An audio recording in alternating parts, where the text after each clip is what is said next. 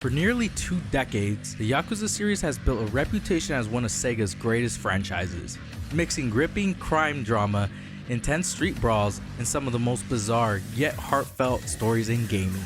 What started off as a niche title has exploded into worldwide popularity. With remakes, spin-offs, and even a shift to a turn-based RPG combat, Yakuza has a lot to offer. And with the release of RGG's Like a Dragon Pirate Yakuza in Hawaii, and the many other games in the franchise, the question always comes up, where do I even start? Hey guys, my name is Peter, aka King Exodus, and in today's video, we're going to break down the Yakuza series and explore its deep storytelling, unique gameplay evolution, and most importantly, helping you figure out the best way to experience these games. Even if you're a newcomer to the series, I won't dive too deep into spoilers, so don't you even worry about that. So let's get into it. Yakuza, or Like a Dragon in Japan, first dropped in 2005 on the PS2. Developed by RGG Studios, this game franchise incorporates elements of action-adventure, beat-em-up, and role-playing with a mix of mature crime-focused narrative. The series quickly became a hit in Japan, but it took a while for the Western audience to catch on. In fact, a lot of these games didn't even come out with English voice acting. The initial Yakuza game came out with English voice acting, but it didn't take until Yakuza Like a Dragon to get English voice acting upon release. Truthfully, it wasn't until Yakuza 0 in 2017 that the franchise really exploded globally. But now with remakes, spin-offs, and even the turn-based RPG elements in Like a Dragon, this series has never been stronger. What makes Yakuza so damn good? Well, first, this is a great storytelling that RGG Studios has. These games hit like a top-tier crime drama with betrayals, rivalries, and some of the most emotional moments in gaming. The main man, Kazuma Kiryu, is one of the most badass and noble protagonists ever.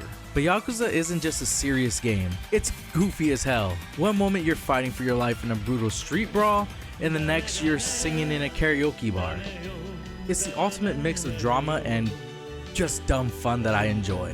Now to start digging deep into some of these games. Like I said, it started in 2005 with the original Yakuza on the PS2, introducing us to Kazuma Kiryu, the Dragon of Dojima. He takes the fall for a crime he didn't even commit, spends 10 years in prison, and returns to a changed world. Yakuza's story revolves around the hunt for 10 billion yen and Kiryu attempting to protect Haruka. Then Yakuza 2 raised the stakes with an even bigger gang war between the Tojo clan and the Omi Alliance, featuring Ryuji Goda, the Dragon of Kanzai, who ends up being kind of a rival to Kiryu. Both games got a full remake as Yakuza Kiwami 1 and Kiwami 2, using the modern Dragon engine that RGG Studios will start using around the time of Yakuza 6 and improves upon the gameplay. So if you're just starting out with the series, that's the way to go personally, unless you really like going back to the classics. Now before we keep going, there is a prequel, Yakuza 0, which gives us young Kiryu and fan favorite madman Goro Majima. Set in 1988, it explores their early years as they navigate the criminal underworld in Kamurocho and Sotenbori. This game does a perfect job of giving us reasons as to why we love these characters so much and why we should continue to love them. Back to the main games. With Yakuza 3, Kiryu tries to retire and run an orphanage in Okinawa, but of course, the Yakuza won't let him live in peace. A shady real estate deal threatens his orphanage, and a political conspiracy pulls him back into the Yakuza underworld. The game introduces a more emotional story with Kiryu balancing his past life in the Yakuza and the future he wants to build. Next, Yakuza 4 expands on the formula with multiple protagonists. Set once again in Kamurocho, the game's story revolves around a decade-old conspiracy involving the Tojo clan and a massive cover-up that threatens the city's underworld. Their intertwining stories make for a very fresh experience. Then there's Yakuza 5, which went all out with 5 cities across Japan. In this game, it follows 5 playable protagonists, including the series' mainstay Kiryu, now living under a new identity as a taxi driver. The story revolves around a brewing war between the Tojo clan and the Omi Alliance, with each character dealing with their own struggles. This game takes the series to new heights with an ambitious story that ties multiple characters and factions. Then there's Yakuza 6, The Song of Life, Kiryu's final chapter. Powered by the new Dragon engine, bringing stunning visuals and a more streamlined experience. Set in Kamurocho and the new coastal town Onimoshi, Kiryu embarks on a journey to protect his surrogate daughter Hanaroka's child, Haruta, uncovering secrets that shake the Tojo clan and beyond. After the conclusion of 6, RGG Studio released Yakuza Like a Dragon, which completely flipped the script. Instead of Kiryu, we follow Ichiban Kasuga, an underdog with a heart of gold, who is betrayed by his clan after taking the fall for a crime. The gameplay in Yakuza has evolved a little bit over the years, but usually stays the same for the most part. The OG games were all about brutal hand-to-hand combat, picking up bikes, smacking enemies through convenience store windows, and pulling off insane heat moves. But with Yakuza Like a Dragon, switching things up with a turn-based RPG system. A bold move, but it really did work. The last mainline Yakuza game will actually switch the name to Like a Dragon as it is in Japan, and follows Ichiban and Kiryu as dual protagonists in an emotional adventure. Ichiban travels to Hawaii searching for his mother, only to get caught up in a larger conflict. Meanwhile, Kiryu faces his own struggles, and their stories intertwine as they uncover deep conspiracies, face powerful enemies, and build bonds with their allies. The game does a great job of blending dramatic storytelling and that patented Yakuza over-the-top humor. I did also want to tackle some of the spin-offs as well. First is Like a Dragon Kenzin, which is a reimagining of the life of the historical figure Miyamoto Musashi and adopted a new identity of Kiryu. Now this game didn't release in the West, but I thought I'd mention it. We did get the other feudal Japan samurai game with Like a Dragon Inshin, which is not a sequel but a remake of the 2014 Inshin game that is set 2 centuries after Kenzin. Inshin is a historical spin-off of the Yakuza series set in the late Edo period of Japan. You play as Sakamoto Ryoma, a real-life samurai who is trying to uncover his mentor's killer and bring justice to the corrupt system. And if you love shooting zombies, Yakuza Dead Souls has you covered. It's a third-person shooter where Kiryu, Majima, and the gang trade fists for firearms to fight off a zombie outbreak in Kamurocho. Now those are non-canon as far as I know, but for more canon we have Like a Dragon Gaiden, the man who erased his name. This time follows Kiryu, the real one, after the events of Yakuza 6. To protect his loved ones, he fakes his death and takes on a different alias while working for a secretive group under the Daidoji faction.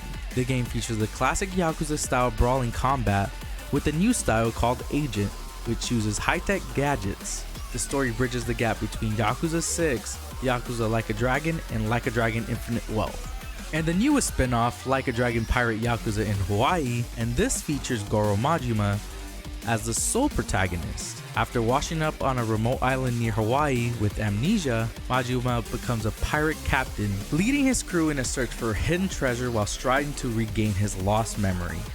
Pirate Yakuza will feature a return of classic brawler combat, but with a new style inspired by pirates, and will include some boat fighting, which sounds awesome. Last but not least is the in-universe canon games Judgment and Lost Judgment. In these games you play Takayoki Yagami, a detective solving crimes with martial arts style combat. The Judgment series mixes intense legal drama with classic Yakuza action, but I haven't quite got around to it. Maybe I'll stream them at some point. And in case you ask about it in the comments, yes, there's a television show. Now I can actually explain how to get into these games, now that you have some knowledge of the series. And I have 2 different paths I usually recommend to friends, which we will refer to as the Kiryu Path and the Ichiban Path, just to make it easy. I'll start with the Kiryu Path. Yakuza 0 would be a perfect entry point. I mean, a prequel that introduces Kiryu and Majima in their prime. Couldn't go wrong. The only downside is that you'll miss some of the references to characters you don't really know. My recommendation is tackling Yakuza Kiwami, or Yakuza if you prefer, and Yakuza 2 Kiwami, or Yakuza 2 again if that's what you prefer, and then Yakuza 0. At least then you'll have some knowledge of the Yakuza universe. From here you work your way from Yakuza 3 to 6, The Song of Life. From here, I don't know if it's controversial, but I recommend Like a Dragon Gaiden, the man who erased his name, since this is a story that ties both Kiryu and Ichiban stories together and retains the action brawler combat before you transition to that turn-based combat of the next 2 games, which are Yakuza Like a Dragon and Like a Dragon Infinite Wealth. Using good old dependable howlongtobeat.com, if you follow the Kiryu Path, you'll have about 275 hours worth of content to go through. Now for the Ichiban Path. If you're into the turn-based RPGs and think that's just too much content to go back to, this path is for you. Now I'd start with Yakuza Like a Dragon, of course.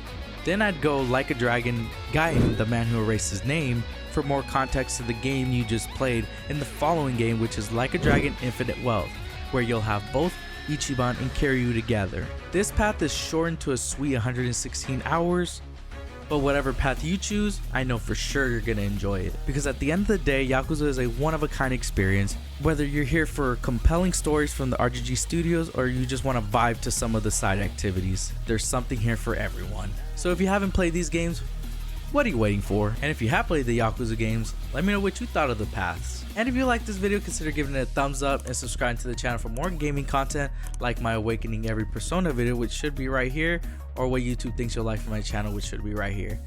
Thank you for watching this video. Until next time, your boy King Exodus is out.